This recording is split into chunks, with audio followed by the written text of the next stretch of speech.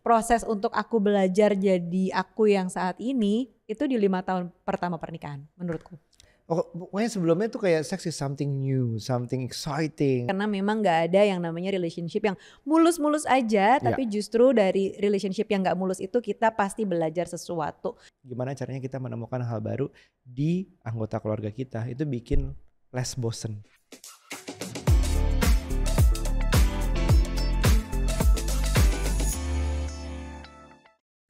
Halo parents, kembali lagi di podcast Curhat Babu, curhatnya Bapak dan Ibu. Happy anniversary. Ih, udah lewat udah deh. lewat ya. Kita udah berapa tahun sih nikah? Udah 11 Bab. 11. 11 bukan 10 ya? 11. Kita kayaknya Menurut kamu cepat apa lambat 11 tahun bersamaku? Kalau ditanyanya sekarang rasanya cepat kok. Oh, berarti menyenangkan guys. Coba kamu tes pasangan kamu. Kita udah berapa tahun ya bersama gitu. Dia jawab terus kamu tanya deh. Baru segitu nih gitu. Kalau misalnya terasa lambat artinya membosankan. Bete gak? Betul. Dan kita udah jalanin 11 tahun. Dulu kita pernah bikin episode yang tentang 5 tahun. Nah sekarang update. Sekarang update, langsung parent, loncat. Tahun lalu ngomongin 5 tahun, tahun ini ngomongin 10 tahun. Soalnya Parent Talk tuh udah lama banget ya. Padahal umur Parent Talk 6 tahun. Iya benar, jadi udah kita mau bikin update ya. Karena yang episode 5 tahun kemarin cukup ramai. Ternyata banyak yang relate, masalahnya cukup sama kita. Betul. Tapi 10 tahun, apakah sama? Mungkin kita tes hari ini. Apa yang kamu rasakan 10 tahun selain tadi berjalan cepat apa membosankan buat kamu? Cepet buatku. Oke. Nggak kayak yang lambat gitu. Kalau lambat tuh buatku pasti membosankan gitu. Ya, terus abis itu apa sih spesifik yang kamu rasakan mungkin bedanya dengan yang 5 tahun? 5 pertama dengan 5 kedua. Oh, oke. 5 tahun kedua pernikahan. Iya. Rasanya lebih menarik daripada 5 tahun pertama pernikahan. Apakah itu karena adanya 5 tahun pertama adanya masalah semua, jadi kayaknya gelap gitu. 5 tahun kedua kayaknya adanya setidaknya udah nggak lebih masalah aja lah gitu. 5 tahun pertama kayak lebih banyak penyesuaiannya, lebih banyak ego. Aku pengen menang, aku pengen ini, aku pengen itu. Jadi kayak dominan aku tuh kerasa banget lah gitu. Sekarang gak dominan? Dominan masih. Okay, aku gak bilang berkurang loh. Tapi di 5 tahun kedua alias dari usia pernikahan 6 ke 10, dominan egoku ada dong. Cuman maksudnya udah bukan tentang aku lagi gitu loh. Iya, betul. Tapi aku udah mulai bisa adjust dengan misalnya kebutuhan kamu, terus adjust dengan peranku sebagai ibu gitu. Jadi udah lebih bisa mengatur. Jadi proses untuk aku belajar jadi aku yang saat ini itu di 5 tahun pertama pernikahan menurutku. Baik, menarik. Karena berdasarkan riset-riset yang kita lakukan tentang 10 tahunnya orang lain, bahwa 10 tahun tuh dirasa seperti layaknya lebih ke teman daripada pasangan. Daripada romantic relationship, lebih ke jadi friendship. Bentar.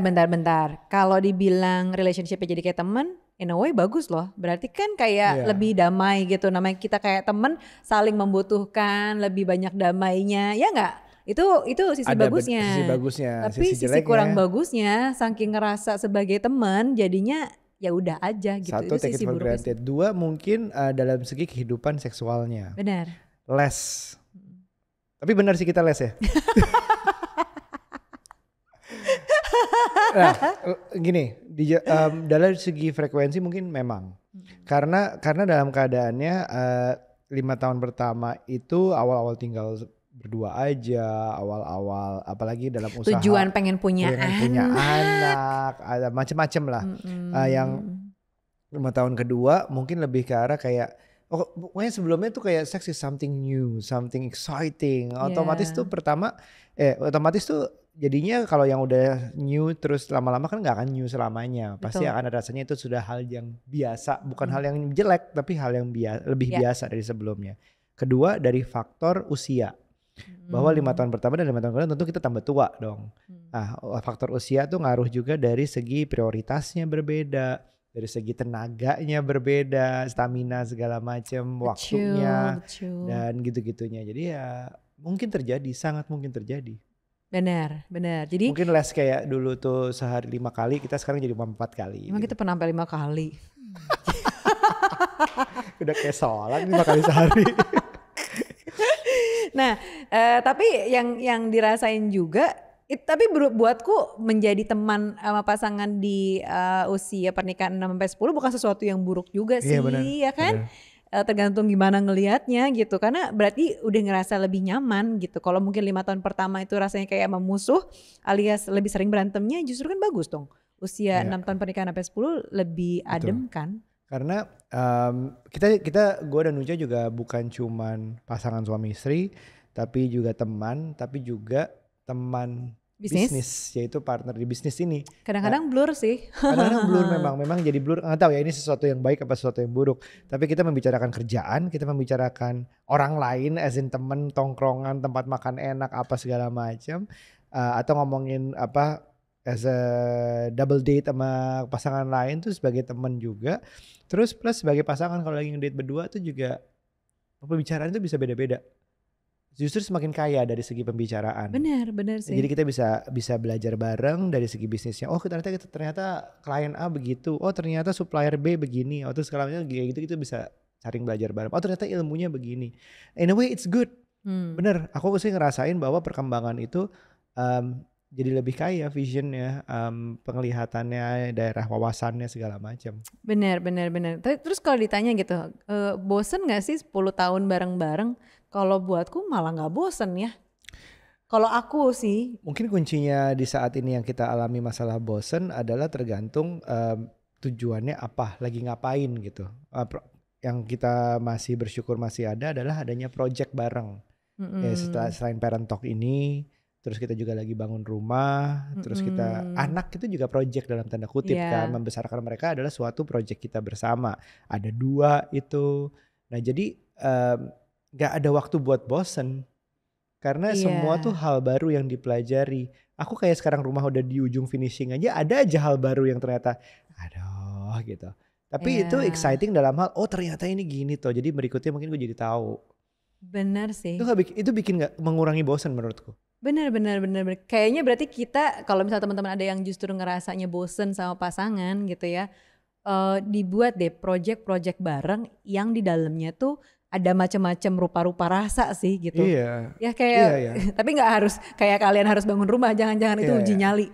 Tapi kayak kita nih, ini contoh aja sih, misalnya kita dalam project bangun rumah, di dalam tuh kan macam-macam ya emosinya, ada seneng banget, tapi juga ada bete, ada keselnya, semua ada aja gitu. Cuman karena kita rasainnya bareng-bareng, jadi kita tuh bisa saling curhat dan jadi connect lagi di persoalan yang ini gitu. Hal lain mungkin yang lebih bisa dicoba itu sebenarnya olahraga bareng. Bener. Kayak kita baru belajar tenis justru di 10 tahun menikah. Iya benar. Ya kan tahun lalu kan? Tahun lalu benar. Di tahun ke-10 pernikahan justru kita menemukan hobi atau kegiatan bersama yang kita finds it very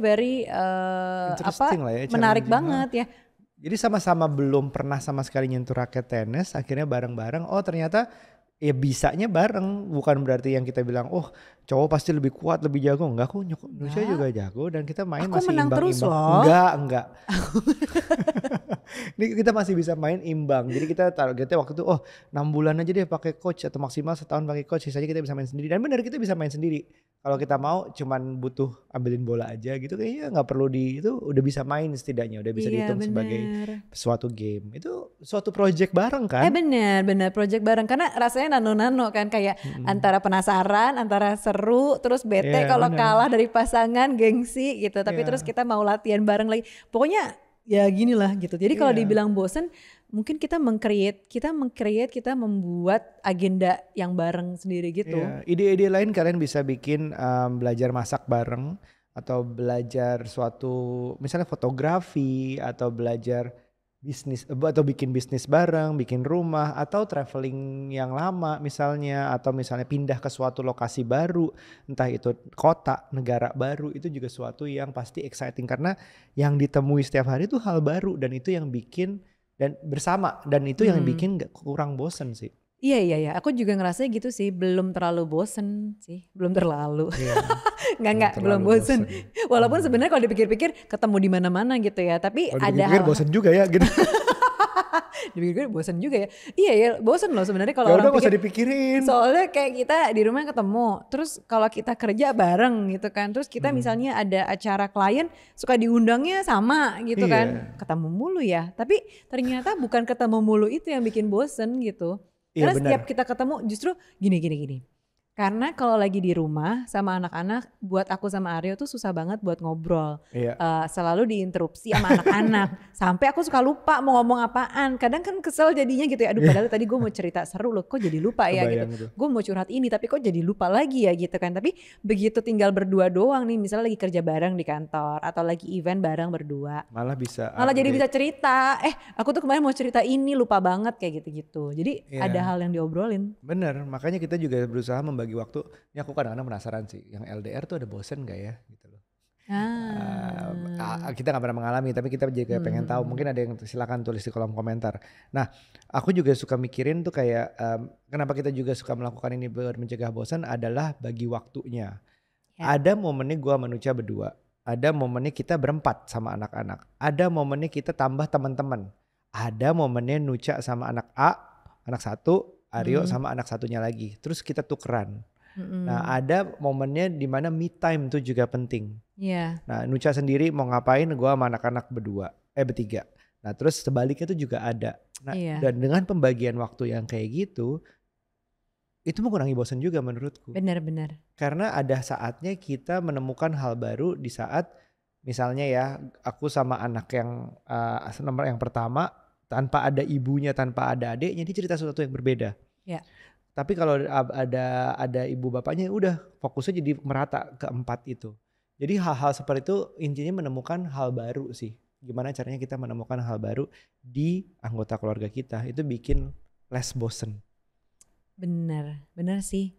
Itu salah satunya. Tapi Kayak menarik nih. kamu kayak baru menyadari aku pintar gitu. Bentar. Tapi ada DM nih dari followers. Dia bilang bukannya kalau udah 10 tahunan itu jadi masih cemburuan gak sih gitu. Cemburuan. Nah kalau aku ya jujur ya, cemburu tuh mungkin aku mendefinisikannya hampir sama iri ya. Iri itu atas waktu yang kamu bagikan misalnya. Kadang-kadang kamu sama kantor, kadang-kadang kamu sama anak-anak. Curhat ya. Ya udah kita dengerin. Terus kayak aku pikir oke. Lama juga ya. Oke, nggak pulang-pulang nih. dalam hatiku kayak gitu. Oke. Oh ada acara lagi. Oke, baiklah. Kok nggak ada di jadwal? Iya aku udah janji dari minggu lalu. Oke. Baiklah. Padahal aku udah mau on the way untuk ngajakin makan siang. Damn, oke. Hal-hal seperti itu mungkin menurutku bisa terjadi memang cemburu. Tapi bukan lebih ke klasik cemburu seperti misalnya lagi suka sama siapa nih, ada dekat sama siapa. Itu belum pernah cross my mind sih sampai saat ini. Iya. Lebih ke arah waktu yang dibagikan. Perhatian kamu, aku yang merasa kok aku kurang sih, itu kadang-kadang ada. Menurut kamu cemburu akan masih ada gak di 10 tahun? Banyak yang masih ada sih, apalagi kalau misalnya kalau kita kan masih kerja bareng ya. Kamu cemburu pernah? Enggak. Bukan aku orang lain. Maksudnya orang lain. Aku lagi cerita orang lain. Baiklah. Tapi kalau ngebayangin orang lain tuh yang kerjanya nggak bareng gitu kan, nggak cross path gitu kan, pertemanannya, lingkungannya gitu pasti ada cemburu lah. Betul. Kayak misalnya dia di kantor kok lama banget sih nggak balas-balas padahal mungkin lagi kerja, tapi pasti kan bayangan si pasangan yang lagi nggak di satu tempat yang sama, kok dia pasti lagi sibuk dia seru banget sih sama ininya kayak gitu lah, pasti sama teman kerjanya atau misalnya sama kliennya, kok pulang kantor nggak langsung pulang tapi ada event sama klien, bete dong gitu kan, kok nggak pulang-pulang sih kan nenek-nenek. Apalagi kalau pasangannya tuh nggak tahu menau tentang kehidupan kantor atau kerja bisnisnya itu ya. Iya. Jadi semakin kayak gue lagi pergi isi ini siapa lagi gitu. Kok sering banget dan nggak pernah ketemu gitu. Segala macam. Itu tuh pasti cemburunya pasti ada banget sih. Kalau buat aku sendiri secara waktu enggak sih. Tapi kita kalau kecemburuan in general itu kan tadi ya, tapi kecemburuan di usia yang 5 ke 10 ini gitu. Kayaknya bukannya, menurutmu cemburu bukannya ada terus aja gitu kalau memang ada aja kalau cemburu. Misalnya menurut apalagi aku ya, kita kan perempuan nih lebih pakai feel, antara pakai feeling apa curigation kan. Kok dia gini sih gitu kan. Abis itu cemburu lah. Tapi maksudnya aku nggak akan sampai cemburu kalau nggak ada trigger. Gitu. Kalau triggernya misalnya gini, kamu asik banget sih WhatsAppan, misalnya senyum-senyum. Itu kan jadi kayak trigger buat aku, kenapa gitu. Nah itu baru mungkin aku cemburu. Atau misalnya apa ya, misalnya ada klien kamu meeting terus nih sama dia, aku nggak tahu ya klien bener apa nggak misalnya, tapi ketemu terus kok, tapi kok sering banget ya, tapi kok nggak ada project yang jalan, cuman meeting doang ya kan. Pasti itu jadi trigger gitu. Ya, paham. Tapi kan kalau bukan sesuatu yang ada intens atau bikin aku curiga, nggak bakal ke trigger sih, ya udah. Dan biasanya ibu-ibu itu kalau triggernya udah nyala tuh bukan langsung konfront suaminya loh. Betul. Pasti riset dengan geng WhatsApp-nya gitu. Bener, riset sama geng ibu-ibu. Coba di WhatsAppin siapa coba nih, Instagramnya mana? Namanya ini cari tahu Instagramnya ini. Oh dia temenan sama ini. Jadi di usia 10 tahun ini pertemanan itu harus punya berarti ya ibu-ibu. Benar gitu. Penting banget. Nah terus kalau kita ngomongin onwards gitu, kita selama ini 10 tahun, gimana sih cara tetap ada sparks-nya? Dan untuk demi kedepannya masih bisa ada another. Menurut kamu apa? Tadi ada salah satu caraku yaitu ada project terus. Nanti kalau rumah ini udah selesai, belum selesai sih ya, maksudnya kita habis selesai terus habis itu pindah, itu juga ada tahap penyesuaian rumah baru juga. Iya, kita sesuatu yang ada excitement baru gitu kan. Ada excitement baru tuh masih bertahan mungkin 2-3 tahun awal tinggal. Habis itu bikin project apa lagi kita? Bikin rumah lagi. Uji nyali lagi. Nah itu belum kepikiran, sampai saat ini aku belum ada kepikiran. Tapi project salah satu yang pernah kita bicarakan adalah ujungnya kita di mana pensiunnya misalnya dalam 10-15 tahun. Nah mungkin bukan actually pindahan pensiunnya, tapi mempersiapkan menuju itu. Bisnisnya dimapanin apa enggak, atau kita akhirnya mau pindah keluar kota atau negeri apa enggak. Atau justru mungkin ada tawaran-tawaran apa gitu ya buatku ya. Tapi tawaran itu kan bukan sesuatu yang kita create. Kita bisa create kerja kita sebagus apa, tawaran itu nggak bisa kita kontrol. Nah, itu tentu kita harus persiapkan. Nah, itu akan menarik tuh tawaran yang life changing decisions. Nah, hal-hal seperti itu yang mungkin akan bisa jadi project barunya. Nah, jadi project baru itu penting. Bagaimana membagi waktu dengan adanya orang lain. Jadi jangan cuman bergantung hidupku tuh cuman buat pasangan. Benar. Tapi nggak jarang juga loh orang merasa di usia pernikahan yang menuju ke 10 tahun itu rasanya kosong gitu gak sih? 10 tahun kosong? Iya, ada pasti yang ngerasa 10 tahun pernikahan tuh kosong. Dan itu pasti gak dalam semalam kejadian itu. Benar, itu adalah akumulasi bertahun-tahun ya. Akumulasi bertahun-tahun. Jadi gak mungkin di tahun ke-10 tiba-tiba kosong. Walaupun ada suatu kejadian besar misalnya perselingkuhan gitu di usia ke-9 sampai 10. Aku gak percaya cuman karena perselingkuhan itu. Ya benar karena sih. Perselingkuhan itu juga sedikit banyak bertumbuh pelan-pelan dan ada runutannya lah kenapa. Walaupun bukan aku bilang itu benar, tindakan benar, tapi ada kenapanya dan itu nggak happening overnight sih menurutku.